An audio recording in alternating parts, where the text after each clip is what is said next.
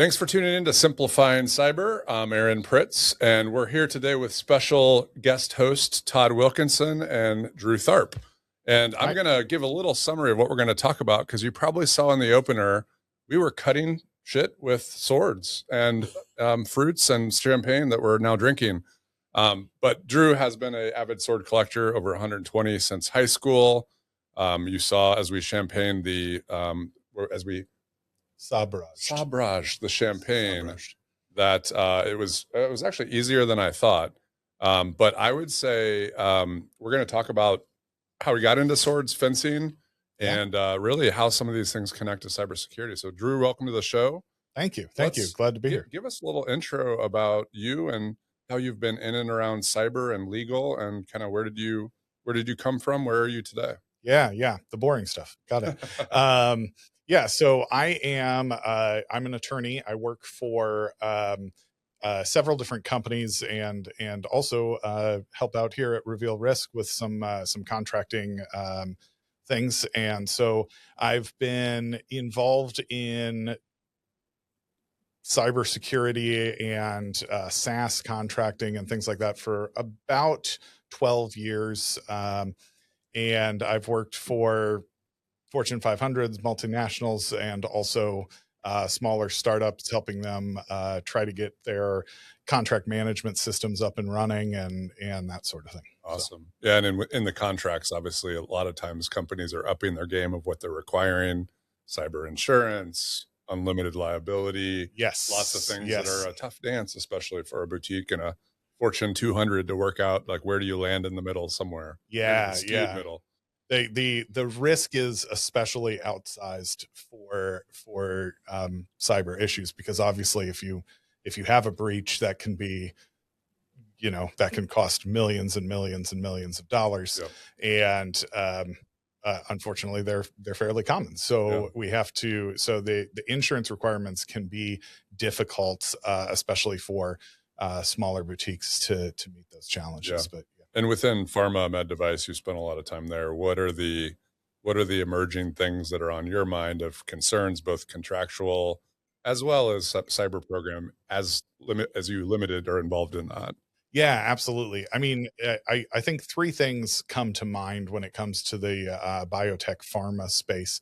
One is obviously protecting your data, your and your intellectual property.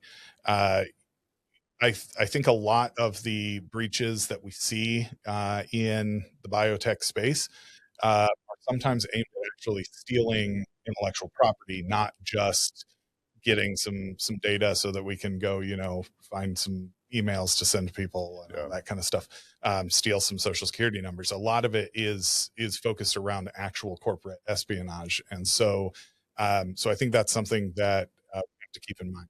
Another issue that I see coming up more and more often is on BAAs, business associate agreements, where a lot of times the business associate who's trying to contract will send a pretty onerous agreement that includes limits of liability, includes sometimes even subrogation or indemnity, and basically they're trying to shoehorn real legal issues into what's effectively a data sharing agreement, right?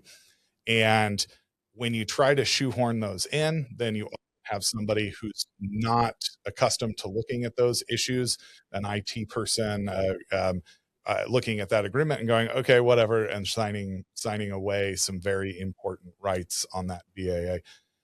We actually talked before. It kind of reminds me of the Disney World thing, where Disney World actually put some terms and conditions about their physical locations into the Disney Plus terms and conditions, which resulted in some people having issues at Disney. I don't remember what it was, probably slip and fall or something, but then they had these issues and they couldn't sue Disney because they'd agreed to arbitration in the Disney Plus agreement.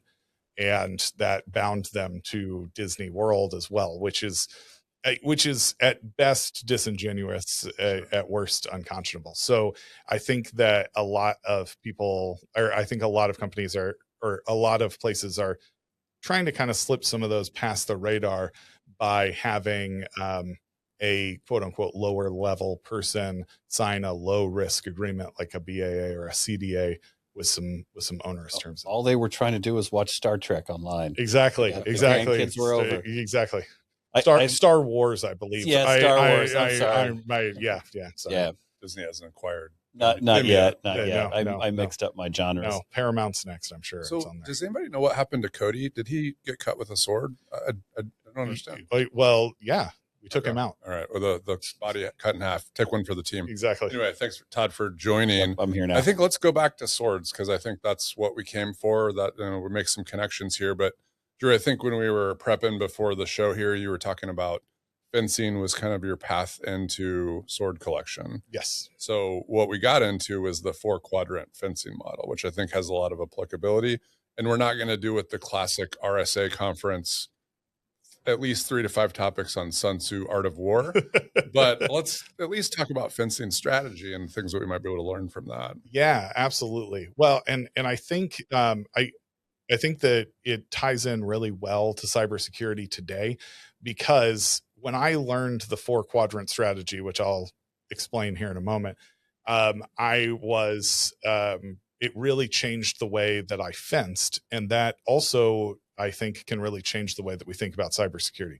So the 4-quadrant strategy says that a strategy can either be passive or active, and it can be defensive or offensive, right? So that gives you 4 quadrants. And if you ask most people, they'll say, yep, it's an aggressive offensive strategy.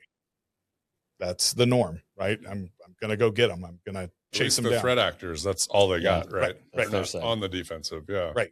And then most people think of defense passivity. We're going to set up firewalls. We're going to set up things that keep people from getting in, that sort of thing. So you've got aggressive offense and you've got passive defense.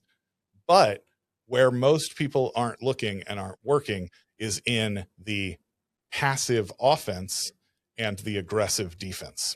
And you can actually have aggressive defensive strategies and you can have passive offensive strategies. So in fencing, an aggressive defensive strategy is actually called second intention. And I want to talk about that in a minute and how that might relate to cybersecurity. And then in fencing, a passive offensive strategy is a press. It's an attempt to gain space, to push them towards the other end of the strip, but not necessarily attacking them the whole time, right? It's just that pressure, that push on them. And I think that can be applicable as well. Nice. Is there a connection into the Muhammad Ali rope-a-dope? Yeah, certainly. Passive defense? Yeah, that would definitely be, well, I think that'd be an active defense probably, right? But well, no, it's a passive defense. Yeah. That can definitely be a passive defense, and I think that sure. We'll get into more of those connections as we progress, but as we were sabering the champagne earlier. By the way, cheers, fellas. Yeah, cheers. Yeah. There's no clink because these are plastic, but safe. they look classy on the camera. So yeah, Drew, you taught us pressure, applying pressure, a seam, and one clean strike.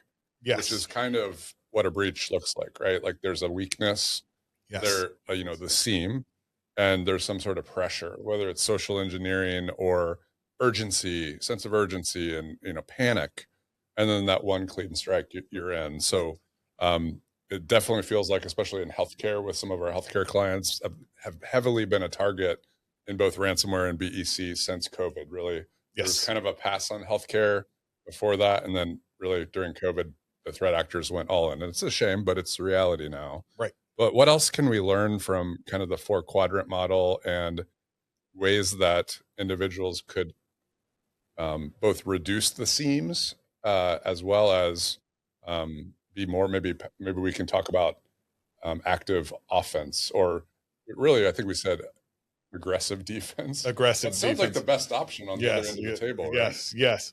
So, I really like your analogy with the opening the champagne bottle, because you're exactly right. It's about pressure. It's about, and it's the pressure that's inside the bottle too, right? And so, you can reduce that pressure. And actually, we talked before the show. You said, hey, I want to set up these champagne bottles. And I said, make sure you cool them before we come in. They need to be chilled champagne bottles.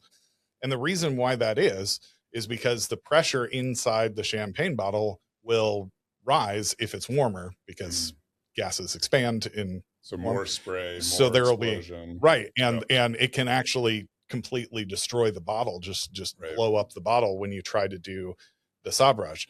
So that really makes me think of, are you working when you're a cybersecurity professional or a CISO, are you working with the business to reduce the internal pressure to make sure that things that aren't necessarily cybersecurity related? When I think of that pressure building inside the bottle, I think of it in the healthcare space, right? Business urgency. The pressure is there because you've got PHI, you've got HIPAA requirements, you've got lives on the line, right? That creates that pressure. And obviously in healthcare, it's easy to think about how that pressure is built up. But as people are listening to this, in your business, where is the pressure building, and how can you and how can you release the pressure, relieve the pressure that's not necessarily cybersecurity, so that when the breach does happen, you're not all running for the door trying to get out? No, that's good. Let's go back to your story. I think in my intel report here, I think maybe we found out that in middle school, you were into Dungeons and Dragons, and then that got into real fencing lessons, fencing teams. What has that, and then obviously your sword collection hobby. What have some of those skills have you applied into your legal profession? Yeah, absolutely. I actually remember when I was in law school, the NCAA released a commercial that was a fencer, a collegiate fencer, fencing, and then it kept juxtaposing and cutting into the courtroom, showing them fencing and then doing litigation activities. And I was like, oh, that's really cool. That's my life. That's awesome. And so I think that there absolutely are connections between fencing and legal. It's competitive. It's adversarial. At the end of the day, in both legal aspects and fencing, there's only going to be one winner. You have to, and you have to be strategic about who you're talking to. And a lot of times it's about the other person more than you.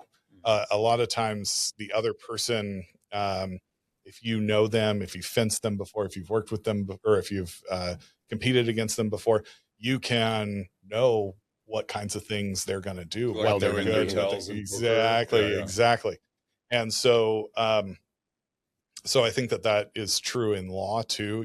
As I become more experienced, I know more of the players and more of the places. I think actually it's funny, even you, Aaron, have sent me some things to review, and I've been like, oh yeah, I know what they're going to do. They're going to push on this, and this, because I've signed contracts with this company before, and I know what they're going to request. And so I think that's a big connection there. I was going to say, I see that in cyber all the time. There might be a laundry list of things they're worried about, but when you really get down to it, there's 2 or 3 things that really matter to them in the business, and the ones they're going to come back with and make sure are right. So knowing those pinch points or their own pain points and why it matters to them, usually that helps lower that pressure a bit. Awesome. Absolutely. Todd, any questions that you want to ask him, Drew? Well, I was the offensive pressure you apply in there. Like, what is your strategy when you're going into it? Are you the type of person that leads on the offense? Do you kind of test with your defenses? Share some of your secrets? Yeah, when it comes to like a contract negotiation, is that what you're asking about, or more on the cybersecurity side? Well, I was going to say on the fencing side. What's your fighting style? What's my personal fighting style? Yeah. I was taught when I was on IU's fencing team to be a Swiss Army knife, and that has become my style. I'm not great at any one particular thing, but I'm pretty good at a bunch of things. And I use that as a strategy. So I wouldn't say that I stay in one quadrant. My whole goal is to score a point in each of the quadrants or in each of the kind of ideas um, in the first few points of the bout. Because if I push you, then you decide, oh, I can't be defensive. He's going to be aggressive. And then if you come and you be aggressive to me and I defeat you defensively, then you go, oh, what can I do? And I try to whittle down your choices until you're at a point where you're just like, I don't know what to do. And then I just hit you. Nice. Finish him. Yeah, exactly. Well, the follow on to that, if we pivot that to cyber and some of the own contracts that we have to deal with, how does that approach carry over? Do we kind of let the other side lead? What are your thoughts there? Well, I think that I'm definitely not I'm not an expert on cybersecurity like you guys are, but I think that a lot of times you're going to be in a defensive posture no matter what, because unless you are literally a cybersecurity company, you're not going to be able to stay on top of what's going on, what every single person is doing, right? And it's always the attackers, whether this is going to Sun Tzu or fencing. It's always the attackers who are going to have the opening move because they have to. By nature, if you're defending, you're waiting. And so I think that when we think about that, though, I think that we think about how how threat actors can use use these tactics against us. So one example is they actually can be aggressively defensive because you may think, well, we're on defense, we're waiting for them to come try to attack us, and that's true. But what they may do is bait you. And this is called a second intention action in fencing. It's when I try to get you to do something, knowing what you're going to do, and then take advantage of that. So it feels very much to you like I'm giving you an open, like I'm saying, here, come attack me here. I think in social engineering and phishing, I think that's the lure, right? The first action is getting you to do something benign. And then the second one, once you've had a little bit of trust or an interaction, the second one is really where the payload is delivered. Exactly. And in order to pull that off, you have to kind of know what's going to make the person move, right?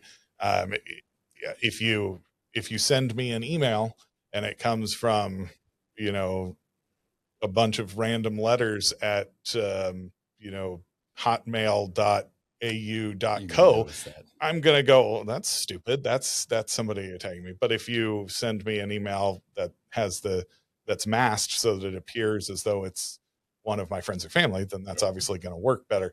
And so I think that's the bait. That's the, yeah, that's awesome. Well, it's not awesome, but that's real world. That's what happens. So when we were chatting the other day, we discussed kind of AI and the trends that you're seeing. And obviously we can talk about some of the lawyers that have kind of not been prepared as they used it and didn't make it their own and it hallucinated.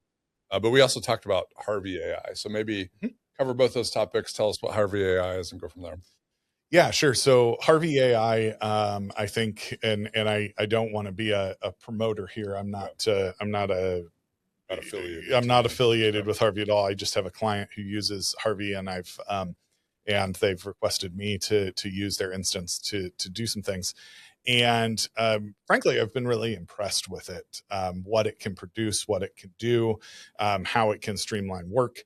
And I think Harvey was named after the Suits character Harvey. Is that I think that's right. I think that's right. Which I pointed out, I find kind of funny because they tell the lawyers that they're selling it to, use it like an associate, but Harvey's not the associate. Harvey, it's the partner. But Right. Mike probably wouldn't have been as quick as a name, right? Yeah. So I have used Harvey and really think that it has a lot of advantages. I think that it has some major issues still too. And of course, anybody who's in job preservation mode right now, AI isn't perfect. You obviously need to hire me, but why do you still need a lawyer when you've got Harvey AI that can do a lot of the things that you may hire a lawyer to do? And to me, it's really about threat assessment, which ties back to cybersecurity as well, right? It's about looking and deciding where certain risks are. What I've noticed with Harvey, for instance, is it saves me a lot of time because I can plug a contract in and I can say, hey, can you review this for me? And Harvey will determine what particular clauses are important, what particular clauses are outside of industry norms, things like that. But at the end of the day, it's not, Harvey doesn't know, is this an important customer that's going to make or break our year? Is this something that we're willing to take a risk on? Yeah. Harvey doesn't know the risk context, which is something we talk about all the time. Yeah. When you bring a contract to me, I go, I don't like this term, but if you want their business, it's probably something we're going to have to accept. And that's your choice. And I totally understand Or if you spend say more back and forth parrying and Exactly. 18-month MSAs and things like that. Exactly. There's this concept in cybersecurity of what's your risk appetite, how much risk are you willing to take on, yeah. and that is a hard thing to quantify, and it's a lot of personal intuition. It's a lot of knowing who to talk to in the context of what's happening in that moment, and that one is hard to put down into like a algorithmic process that AI can take on. Absolutely. And that's exactly the same in legal too, right? I think we actually have a very similar, I think that we have a very similar profile to the business when we're partnering with the business, because I don't think they want to spend money on either of us. We're not fun. We don't produce, the return on investment is not instantly identifiable and something that you can write to the shareholders about. But you'll find out real quick if you don't have quality there. You'll find out real quick, we have gaps, and yeah, it's hard to convince people of your value. So 2 last questions, and one question Cody usually asks all of our guests, and you've already given us a bunch of Drew fun facts and personal stories, but what is one fun fact that most people don't know about Drew Tharp that we've not already covered? I think the fun facts that I'll give you guys, and this may make it harder for me to win at 2 Truths and a Lie in the future, but and it ties into the swords. Fun fact about me: I was a professional model. And I know those of you looking at the video right now are going, man, I mean, I obviously assumed that you were a professional model. And it was not a professional model for ales. It was, I was a professional model because I worked at a company that makes swords. It was actually an importer of swords called Cas Iberia. And this was in college. It was fun. There was this girl I liked who lived in Tennessee. And so I went and followed her and went and worked at a sword company, and now I'm married to her. But it was a fun place to work. And one day they said, hey, you actually sort of know how to use swords. And I said, yeah, sort of. And they said, okay, can we dress you up in armor and go take pictures of you out in the field? And I was like, sure. Why not? So I put on this full suit of samurai armor and I went out into the field across the road and, just did some movements with the swords. Full crouching tiger, hidden dragon. Exactly. And pictures came out hidden awesome. Dragon, crouching tiger, hidden dragon. There you go. The pictures came out awesome. It was this field of wild grass, and there were the mountains of Tennessee behind us, and it just looked, and they were kind of foggy. It just looked awesome. Very nice. But then a couple weeks later, my boss there at the time came to me and he goes, hey, I need you to sign this, and we're going to add $40 to your check this week. And of course I was in college. I was like, I don't know. Okay, whatever. And he handed it to me and I signed it. And I said, what? Before you were a lawyer. It was before I was a lawyer. And I signed it and I said, what am I doing? And he said, well, you've got to be in the model guild. You've got to be in the model union, because we want to put the pictures that we took on Blade magazine, which is a magazine, knife magazine. And I said, okay. And so there we go. I was a dues paying member of the modeling union. Very nice. All right. And then last question, if you or your career were a sword, which one and why? That's a good question. And one that you did not prepare me for. So I have to. Notes. Yeah, I know. There's a lot of AI generated notes. There were a lot of them until just now. So I've got the upper. I'm doing offense. You are. Now, are you going to use aggressive offense or I think I think I have to use passive defense because I think I was caught off guard here. But when I think about it, I think that I would say a rapier. A rapier is the sword that you'd normally think of as the Three Musketeers. It's a longer, skinnier sword that's used for dueling in particular. And the rapier was a big change in technology when it came around, because what people were discovering is people were wearing less and less armor because firearms were becoming more and more common, and armor doesn't stop bullets. And so why wear big, heavy pieces of armor when you don't need to? And so the rapier came around as, firearms didn't start being great. You had one shot and then you needed a sword. And the whole idea was the rapier is, if I can poke you from all the way over here and you're all the way over there, then I win.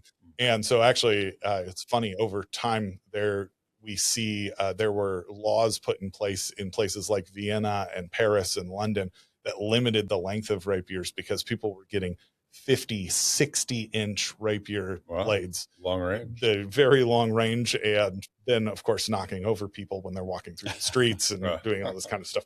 And so, but to me, the reason why I say my career, my philosophy is a rapier is because it's all about setting up the right strategic decision point and then acting on that with decisiveness. So that makes sense. And all three of us desire to be skinny, and we're all working on that. Exactly. I think, Todd, you said suck it in right before we went live. That was the plan. Yeah. Now, I mean, if you asked me what I'd actually use in real life, it'd definitely be a Scottish broadsword. Okay. Why is that?